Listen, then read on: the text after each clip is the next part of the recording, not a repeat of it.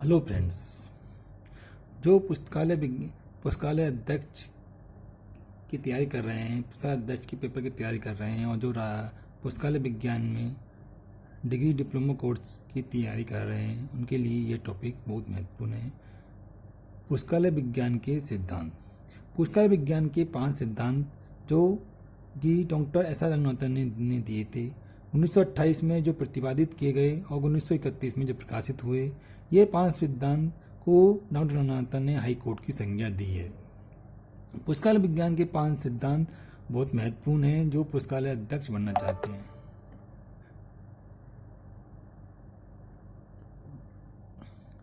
प्रथम सिद्धांत क्या है पुस्तकालय विज्ञान का कि पुस्तकें उपयोग के लिए हैं। इस पुस्तकें सभी के उपयोग के लिए हैं, जो कि महत्वपूर्ण सिद्धांत है। दूसरा सिद्धांत है प्रत्येक पाठक को उसकी पुस्तक मिले।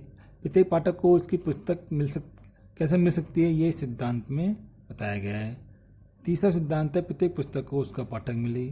प्रत्येक पुस्तक को उसका पाठक किस प्रकार मिल सकता है, इसके बारे में सिद्धांत में डिफाइन किया गया है कि कैसे पुस्तक मिल कैसे किसी पुस्तक को उसका पाठक मिल सकता है। चौथा सिद्धांत बताता है कि पाठकों के समय की बचत कीजिए। पाठकों का समय बहुत उपयोगी होता है, वो कैसे बच सकता है, ये सिद्धांत में बताया गया है। पांचवा सिद्धांत क्या है कि पुस्तक एक संवेदनशील संस्था है। मतलब ये पुस्तकें क्या है, पुस्तकालय क्या है, एक संवेदनशील संस्था है। पुस्तकालय एक संवेदनशील संस्था है। ये एक जीव विज्ञान के सिद्धांत पर ही आधारित सिद्धांत जो पुस्तकालय विज्ञान के लिए भी डॉक्टर रंगनाथन ने डिफाइन किया है, प्रतिपादित किया है। इसमें प्रथम सिद्धांत के बारे में हम डिटेल में स्टडी करेंगे कि पुस्तकें उपयोग के लिए। पुस्तकें उपयोग के लिए कब हो सकती है, जब पुस्तकालय की स्थिति ऐसी हो जहाँ पर पाठक कम समय में पहुँच सके। पुस्तकालय का कार्यकाल इस प्रकार होना चाहिए कि वो पाठकों के लिए उपयोगी हो। पाठक जिस समय फ्री हो उसी समय पुस्तकालय खुले और बंद हो, तभी पाठक वहाँ पर अधिक संख्या में पहुँच सकेंगे। पुस्तकालय फर्नीचर इस प्रकार होना चाहिए कि वो कि पाठकों के लिए आरामदायक हो। पुस्तकालय फर्नीचर सस्ता होना चाहिए ताकि कम से कम वित्त में व्यवस्था हो सके। पुस्तकालय कर्मचारी इस प्रकार होना चाहिए कि वो पाठकों को क्या चाहिए क्या नहीं चाहिए, वो उनको उचित समय में कम से कम समय में उनको उपलब्ध कर सके। पांचवा पॉइंट है इसका प्रकाश कि पुस्तकालय में प्रकाश की व्यवस्था होनी चाहिए। प्रकाश में प्राकृतिक प्रकाश भी आना चाहिए, सूर्य का प्रकाश भी पुस्तकालय में आना चाहिए। और जो कृत्रिम प्रकाश है जैसे बल्ब लाइट, इनकी व्यवस्था भी उचित होनी चाहिए, उचित रूप से फिटिंग होनी चाहिए। छठा पॉइंट है इसका पुस्तक का वो चयन इस प्रकार करना चाहिए कि वो पुस्तकें पाठक के लिए उपयोगी हो। ऐसी पुस्तकें नहीं खरीदे जिन पे पाठक कोई रुचि नहीं हो। मतलब पुस्तक को चयन करते समय पाठकों का मत जानना बहुत आवश्यक है। सातवां पॉइंट है आसंग मुक्त प्रणाली। मतलब पाठकों को पुस्तकालय में प्रवेश करके अपनी पुस्तकों तक जो पुस्तक चाहिए उस तक पहुंचने के लिए किसी प्रकार की कोई बाधा नहीं होनी चाहिए। निषेध एरिया में पाठकों का प्रवेश वर्जित होना चाहिए। आठवां पॉइंट है सुदृढ़ वित्तीय व्यवस्था। सुदृढ़ वित्तीय व्यवस्था, अगर पुस्तकालय सुदृढ़ वित्तीय व्यवस्था होगी तो वो पाठकों की रुचि के अनुसार पुस्तकों का सामग्री का उचित समय में परचेज या खरीद सकेगा। पुस्तकालय के नियम इस प्रकार होने चाहिए कि जिससे कि पाठक को पुस्तकालय आने में खुशी हो। ऐसे नियम नहीं हो जो पाठक के ऊपर बोझ बन जाए, पुस्तकालय आने में रुचि उसकी खत्म हो जाए। इस प्रकार के नियम नहीं होने चाहिए। पुस्तकालय विज्ञान का दूसरा सिद्धांत है प्रत्येक पाठक को उसकी अभीष्ट पुस्तक मिले। इसके लिए डॉक्टर रंगनाथन ने कुछ 4 अभिकरणों का दायित्व बताया है। प्रथम अभिकरण उसमें बताया गया है राष्ट्र का दायित्व। राष्ट्र का दायित्व क्या है कि राष्ट्र का प्रथम दायित्व है कि वो वित्त की व्यवस्था करे। वित्त की व्यवस्था करे। वित्त की व्यवस्था कैसे कर सकते हैं कि वित्त की व्यवस्था राज्य सरकार आप कुछ अनुदान दे के वित्त की व्यवस्था कर सकती है। राज्य सरकार अधिनियम बना के पुस्तकालय कर लगाकर भी वित्त की व्यवस्था कर सकती है। संस्थानिक सहायता या व्यक्तिगत सहायता प्राप्त करके भी पुस्तकालय अपनी वित्त की व्यवस्था कर सकता है। पुस्तकालय अधिनियम बना के भी राज्य सरकार पुस्तकालय को से व्यवस्थित कर सकती है।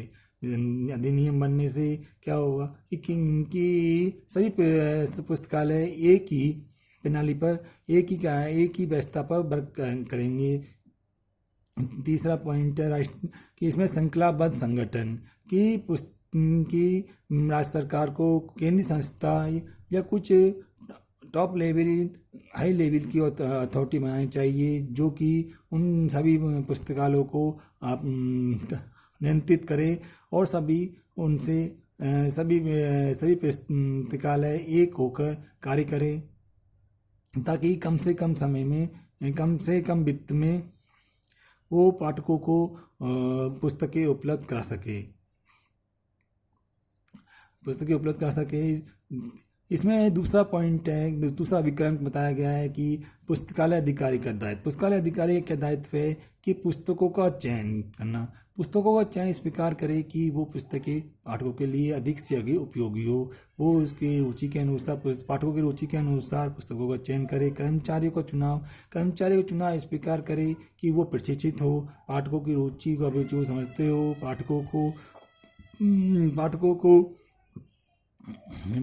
पाठकों की रुचि समझते हो।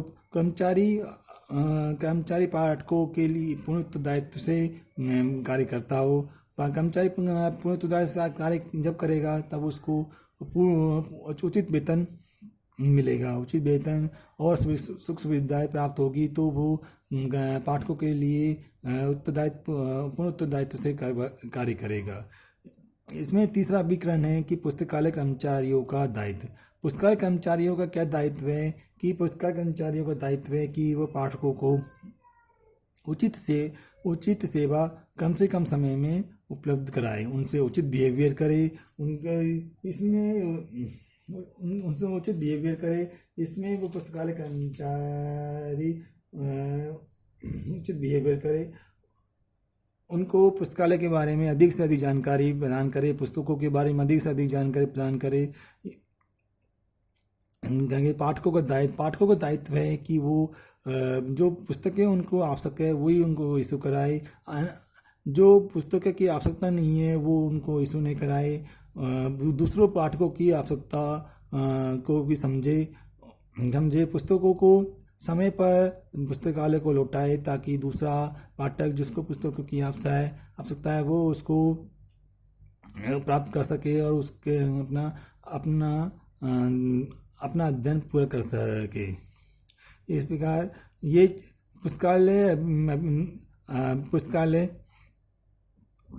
ये पाठक को उसकी अभी पुस्तक मिलने में ये चारों अभिकरण महत्वपूर्ण भूमिका निभाते हैं। पुस्तकालय विज्ञान का तीसरा सिद्धांत है प्रत्येक पुस्तक को उसका पाठक मिले। इसके लिए भी कुछ बिंदु रंगता ने बताए हैं। इसमें फर्स्ट इम्पोर्टेंट बात बताई गई है कि मुक्त प्रवेश प्रणाली। प्रत्येक पुस्तक को उसका पाठक मिले तो उसके लिए क्या आवश्यक है कि पुस्तकालय में मुक्त प्रवेश प्रणाली हो, तो क्या कि पाठक उस पुस्तक तक आसानी से पहुंच सके और अपनी पुस्तक को आसानी से ढूंढ सके। दूसरा है फलक व्यवस्था इस प्रकार होनी चाहिए कि वो वैज्ञानिक फलक व्यवस्था होना चाहिए ताकि जो विषय की पुस्तक चाहिए और उसके वो विषय की पुस्तक उस स्थान पर उसे इजी मिल सके, और उसके अगर वो टॉपिक उस पुस्तक में नहीं है तो उससे समकक्ष जो भी पुस्तक हो वो उसके आसपास रखी होनी चाहिए ताकि वो उसमें टॉपिक नहीं मिलता है तो वो जो दूसरी पुस्तक हैं उसके रिलेटिव उनमें उस टॉपिक को ढूंढ सके। सूची प्रविष्टि पुस्तकालय में जो भी बुक्स है उसकी एक सूची होनी चाहिए। जो फलक में जो भी पुस्तक रखी हुई है उसकी एक सूची बनाकर फलक के ऊपर या सेल्फ के ऊपर लगा देनी चाहिए ताकि वो सूची को देखकर देख कर ही पुस्तक का चयन कर सके और वही कम से कम समय में पुस्तकों को प्राप्त कर सके। संदर्भ सेवा। संदर्भ सेवा से तात्पर्य है कि इस प्रकार की सेवा प्रदान करना ताकि ताकि वहाँ ताकि पाठक को पुस्तक ढूंढने में कोई ज़्यादा दिक्कत न आए। लोकप्रिय विभागों की व्यवस्था। लोकप्रिय विभागों की व्यवस्था से मतलब है कि पुस्तकालय में कुछ पाठक नए नए आते हैं, उनको पुस्तकालय से कोई मतलब नहीं होता है, किंतु उन पाठकों को पुस्तकालय के प्रति आकर्षित करने के लिए इस प्रकार के विभाग भी पुस्तकालय में होने चाहिए, जिससे कि वो उस पर होने चाहिए ताकि वो पाठक उसके पुस्तकालय के प्रति आकर्षण उनका बना रहे। प्रचार विधियों से तात्पर्य है कि पुस्तकालय में कौन कौन सी सुविधाएं प्रदान की जाती है, पुस्तकालय में कौन कौन सी पुस्तकें उपलब्ध है और इत्यादि के बारे में हमें एक कैटलॉग बना के में पब्लिक में पाठकों में वितरित करना चाहिए। नोटिस बोर्ड पर लगाना चाहिए, मैगजीन में प्रचारित करना चाहिए, रेडियो वार्ता, सार्वजनिक भाषणों, आकर्षक साइन बोर्ड पर भी लगाने चाहिए। प्रसार सेवा है। प्रसार सेवा से मैं तात्पर्य है कि पुस्तकालय का विस्तार कैसे किया जाए। पुस्तकालय का विस्तार करने के लिए नाटक प्रतियोगिताएं आयोजित करनी चाहिए। पुस्तकालय में विविध भाषणों की व्यवस्था समय समय पर करनी चाहिए। महापुरुषों की जयंती मनानी चाहिए आदि आकर्षक आदि प्रकार से पाठकों को आकर्षित किया जा सकता है। पुस्तकों का चयन इस प्रकार करना चाहिए कि जो पुस्तकें वो पुस्तकालय में खरीदी जाए वो पाठक की रुचि के अनुसार हो। उसके लिए हम संदर्भ कर्मचारियों की सहायता भी ले सकते हैं। उपेक्षित पुस्तकों का प्रदर्शन। जो पुस्तकें पाठकों ने कभी नहीं पढ़ी हो, पुस्तकालय अध्यक्ष उन पुस्तकों को अलग करके उनकी प्रदर्शनी लगाए ताकि पाठक उनकी ओर आकर्षित हो सके। नवागंतुक पुस्तकों का प्रदर्शन। कोई नई पुस्तकें पुस्तकालय में आती है, उनको हमें प्रदर्शित करना चाहिए कि ये नई पुस्तकें पुस्तकालय में अभी आई है, ये सब पुस्तकें आप सभी पाठकों के लिए उपयोग के लिए हैं। इस प्रकार उनकी प्रदर्शनी लगानी चाहिए। इसमें चौथा सिद्धांत है पाठकों का समय बचे। पाठकों का समय कैसे बच सकता है, ये भी रघुनाथन ने बताया है कि पाठकों को समय बचाने के लिए कुछ इस प्रकार की व्यवस्था पुस्तकालयों में करनी चाहिए। इसके लिए प्रथम बात बताइए कि मुक्त प्रवेश प्रणाली होनी चाहिए। जैसा कि हमने पढ़ा है कि तात्पर्य है कि पाठक अपनी सेल्फ तक बिना किसी बाधा के पहुंच सके और पुस्तकों का चयन कर सके। दूसरा पॉइंट है इसमें फलक व्यवस्था ऐसी होनी चाहिए कि पुस्तक के वैज्ञानिक पद्धति के अनुसार व्यवस्थित होनी चाहिए। संग्रह प्रदर्शनी चाहिए, सूची होनी चाहिए। सेल्फ में जो जो पुस्तकें अवेलेबल है उन सब की एक सूची फलक के ऊपर लगी होनी चाहिए। बार्ड में सूची होनी चाहिए। बार्ड में सूची से मतलब है कि पुस्तकालय में जितने भी पुस्तकें उनकी एक सूची होनी चाहिए, केंद्रीय सूची होनी चाहिए, ताकि वो नोटिस बोर्ड पर लगी होनी चाहिए। संदर्भ सेवा तो संदर्भ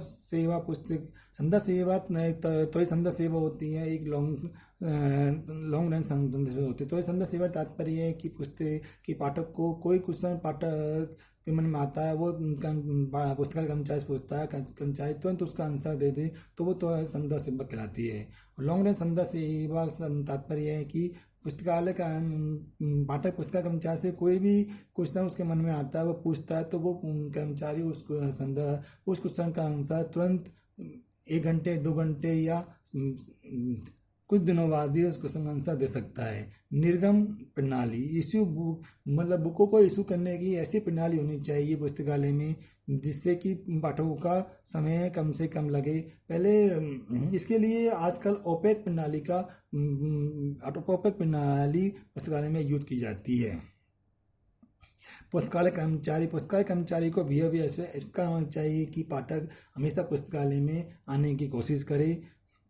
केंद्रीय सूचीकरण व्यवस्था होनी चाहिए ताकि पुस्तकालय में जो भी पुस्तकें अवेलेबल है उसके लिए केंद्रीय संस्था होनी चाहिए, वो उसकी सूची बना के समय समय बेचती रहे ताकि जो कर्मचारी है उनका समय बचे और वो पाठकों की सहायता कर सके।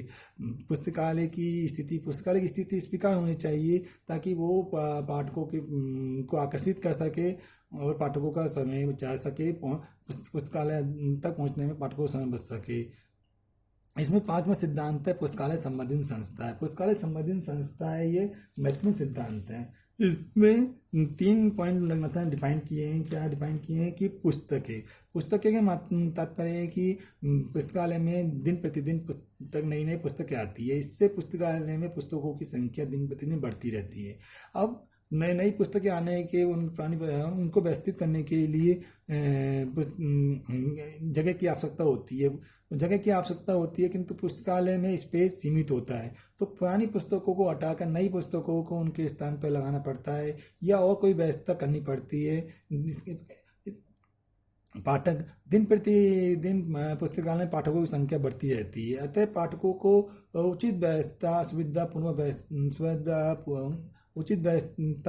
करनी चाहिए। पाठकों के लिए उचित व्यवस्था करनी चाहिए ताकि पाठक को कोई पुस्तकालय में आने में कोई असुविधा न हो। कर्मचारी इस प्रकार के होने चाहिए कि वो हमेशा पाठकों की सहायता करने के लिए तैयार रहे।